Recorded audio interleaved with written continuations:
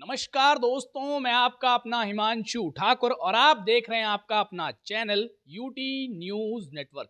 दोस्तों, अब हमने एक नई सीरीज स्टार्ट की है जिसमें हम हमारे अपने शहर काशीपुर और हमारे पूरे जिला उधम सिंह नगर क्षेत्र के शिक्षा के क्षेत्र में तमाम बेहतर और तमाम अच्छे प्रयास करने वाले लोग और तमाम जो अनुकरणीय योगदान देने वाले लोग हैं, जो कि शिक्षा के क्षेत्र में काशीपुर के लिए वरदान कहे जाते हैं, उनकी एक नई इंटरव्यू सीरीज स्टार्ट करने जा रहे हैं। ऐसे में हमारी इस इंटरव्यू सीरीज का आज ये पहला एपिसोड है और इस पहले एपिसोड में हमारे खास मेहमान हैं मनोज मिश्रा जी, जो कि ज्ञानार्थी मीडिया कॉलेज के डायरेक्टर एकेडमिक्स हैं।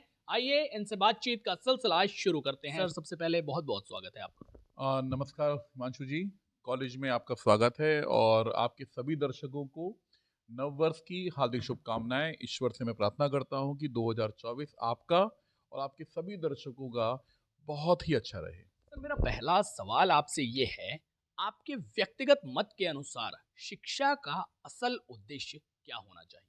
नौकरी पाना या फिर कुछ और? देखिए, नौकरी पाना, सिर्फ नौकरी पाना जैसे आपने कहा, ये शिक्षा का उद्देश्य कभी नहीं होता। शिक्षा जो है एक अच्छे मनुष्य का, एक अच्छे इंसान का निर्माण करती है।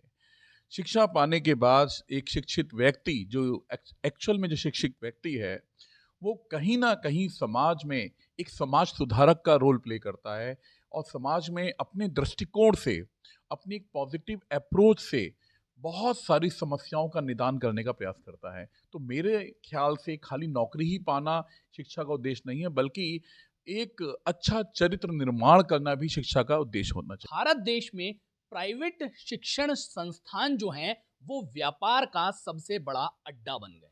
इस प्रकार की बातें आपने भी जरूर सुनी होंगी। कितना इत्तेफाक रखते हैं? देखिए, मैं इस बात से बिल्कुल भी इत्तेफाक नहीं करता, क्योंकि देखिए, सरकार के पास भी सीमित संसाधन हैं और हमारी जो पॉपुलेशन है वो बहुत ज़्यादा है। सरकार भी अपनी शिक्षा नीति को और अपनी जो फैसिलिटीज़ हैं वो हर व्यक्ति तक अपने आप नहीं पहुंचाती। प्राइवेट सेक्टर आज समाज में एक बहुत इंपॉर्टेंट रोल प्ले कर रहे हैं। कितने सारे मेडिकल इंस्टीट्यूट, कितने सारे जो इतने भी इंजीनियरिंग इंस्टीट्यूट, मैनेजमेंट इंस्टीट्यूट जो कि प्राइवेट सेक्टर के थ्रू ही चलाए जा रहे हैं और कितना अच्छा प्लेसमेंट दे रहे हैं। आप देख कर आइए। किताबी शिक्षा और कार्य क्षेत्र में जो काम आने वाली शिक्षा होती है, कहीं ना कहीं उसमें बहुत भारी अंतर देखा जाता है कई जगहों पर। तो ऐसे में ये जो अंतर है किताबी शिक्षा और कार्य क्षेत्र वाली शिक्षा का, ये वरदान इसको कहा जा सकता है या अभिशाप? देखिए, शिक्षा तो हमेशा वरदान ही रहती है और अभिशाप तो मैं कभी नहीं मानूंगा, चाहे वो किताबी शिक्षा हो चाहे स्किल बेस्ड हो। लेकिन जो एजुकेशन है, ये एक परफेक्ट कॉम्बिनेशन है, चाहे वो थियोरिकल सब्जेक्ट हो, चाहे वो प्रैक्टिकल सब्जेक्ट हो या स्किल बेस्ड सब्जेक्ट हो।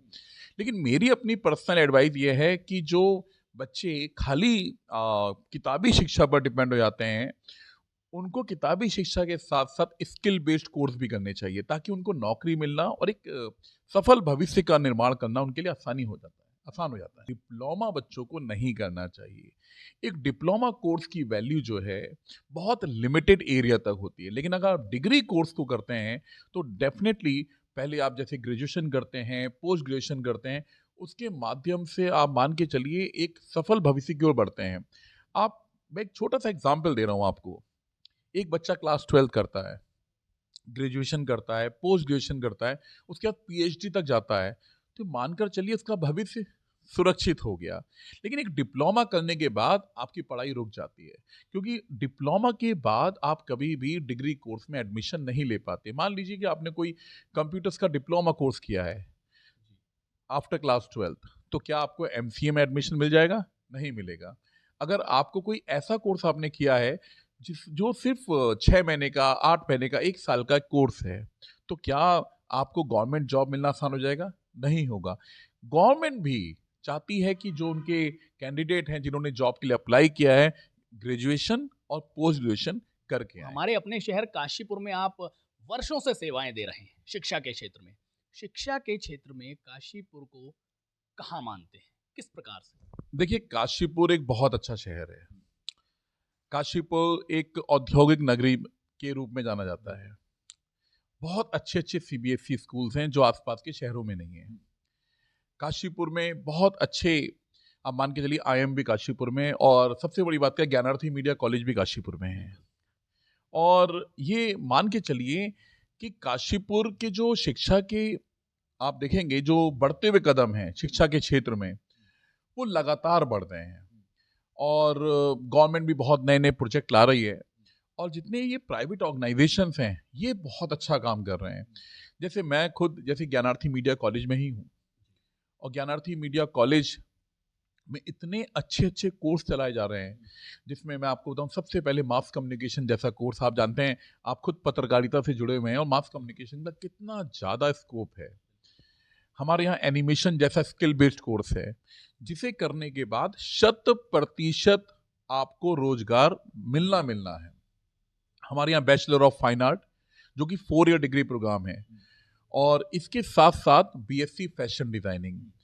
और हम यहीं नहीं रुके, इसके साथ साथ कॉमर्स के बच्चों के लिए इतने सारे कोर्स, जैसे कॉमर्स में बीकॉम स्पेशलाइजेशन में मान के चलिए BCom banking, BCom financial accounting, BCom taxation और बीकॉम इंटरनेशनल बिजनेस जैसे कोर्स भी हमारे कॉलेज में हैं।